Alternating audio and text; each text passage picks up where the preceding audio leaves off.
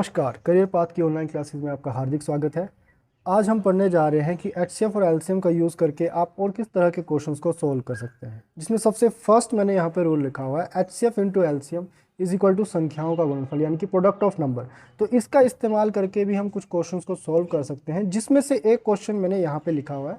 इस क्वेश्चन में हमारे पास दो संख्याओं का एचसीएफ दिया है और इनका एलसीएम दिया है, और इन दोनों संख्याओं में से कोई एक संख्या दी है, दूसरी संख्या हमें निकालनी है। तो इस तरह का कोई क्वेश्चन आता है तो उसमें आप इस रूल का इस्तेमाल करके उस क्वेश्चन को निकाल सकते हैं। कैसे इस्तेमाल करेंगे देखिए ज़रा।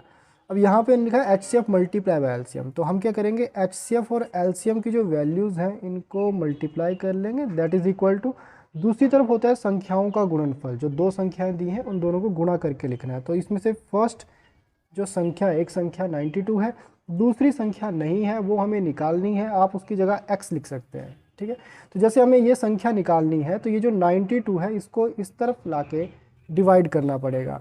तो ये 23 मल्टीप्लाई बाय 460 डिवाइड बाय 92 कुछ इस तरीके से बन गया हमारे पास।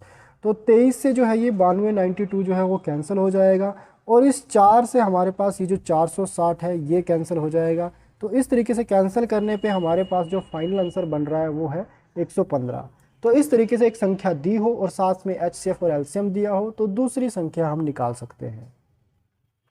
इसी रूल का इस्तेमाल करते हुए हम एक और क्वेश्चन भी सोल्व कर सकते हैं, जिसमें हमारे पास संख्याओं का गुणनफल और एचसीएफ या फिर एलसीएम में से कोई एक चीज़ दी होगी और दूसरी चीज़ हमें निकालनी होगी।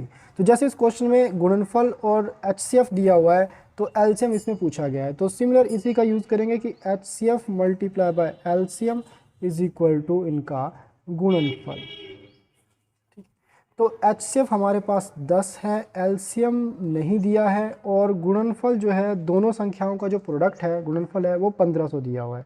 तो जैसे अगर हमें यहाँ पे एलसीएम निकालना है तो ये जो 10 है ये दूसरी तरफ जाके डिवाइड हो जाएगा, यानी कि हमारे पास आ चुका है यहाँ पे 150 इन दोनों संख्याओं का एलसीएम। और अगर आपके पास संख्याओं का अनुपात यानी कि रेशो दिया हो और साथ में उनका एचसीएफ दिया हो तो हम उन दोनों संख्याओं को वहाँ से कैलकुलेट कर सकते हैं बहुत ही आसानी से। कि जैसे ये क्वेश्चन है कि दो संख्याओं का अनुपात दिया है और साथ में इनका एचसीएफ दिया है, इस तरह का क्वेश्चन होगा तो हम क्या करते हैं, जैसे आपको संख्याएं चाहिए, जैसे पहला नंबर चाहिए तो पहला अनुपात लीजिए यहाँ से 15 और इसमें एचसीएफ को मल्टीप्लाई कर दीजिए। यानी कि एचसीएफ को अगर आप डायरेक्ट अनुपात के साथ मल्टीप्लाई करते हो तो इससे आपको वो दोनों संख्याएं मिल जाएंगी जिनका ये एचसीएफ था। तो जैसे पहली संख्या यानी कि पहले अनुपात को मैंने यहाँ पे मल्टीप्लाई कर दिया तो ये आ गया हमारे पास 195 यानी कि पहली संख्या। और ऐसे ही अगर आपको दूसरी संख्या निकालनी है तो उसके लिए दूसरा अनुपात यानी कि 11 को हमने इसके एचसीएफ यानी कि 13 से मल्टीप्लाई कर लिया। जब दोनों को मल्टीप्लाई किया तो ये आ गया 143, तो ये हुई दूसरी संख्या। ठीक है, तो यानी कि अनुपात को डायरेक्ट एचसीएफ से मल्टीप्लाई करते हैं तो आपको दोनों संख्याएं मिल जाती हैं।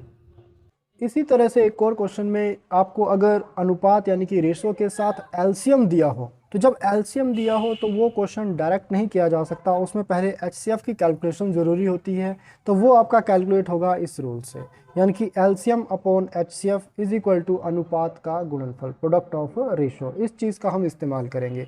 जैसे ये क्वेश्चन है, इसमें बोला गया है कि दो संख्याओं का अनुपात ये है और एलसीएम ये है, हमें इनका एचसीएफ निकालना है। तो एचसीएफ को हम इस मेथड से कैलकुलेट कर सकते हैं।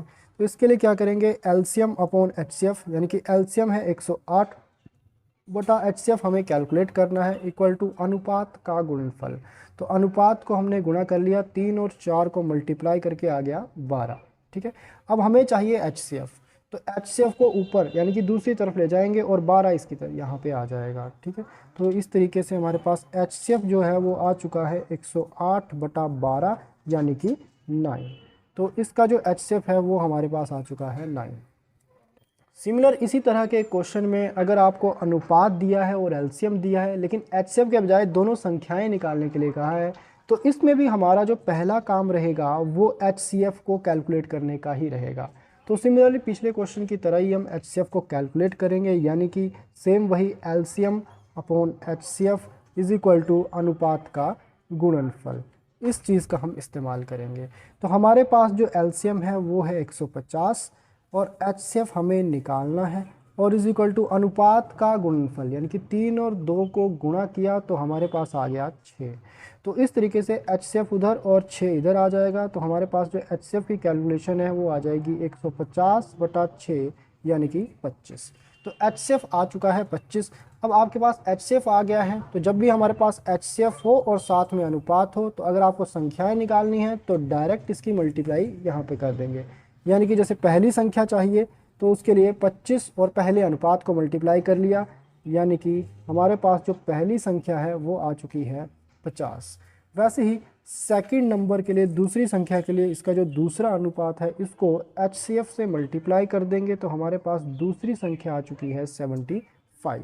तो इस तरह से आप HCF और LCM का इस्तेमाल करके अलग अलग तरह के क्वेश्चंस को कर सकते हैं। इसी तरह के इंटरेस्टिंग वीडियोस के लिए हमारे चैनल को सब्सक्राइब करें। धन्यवाद।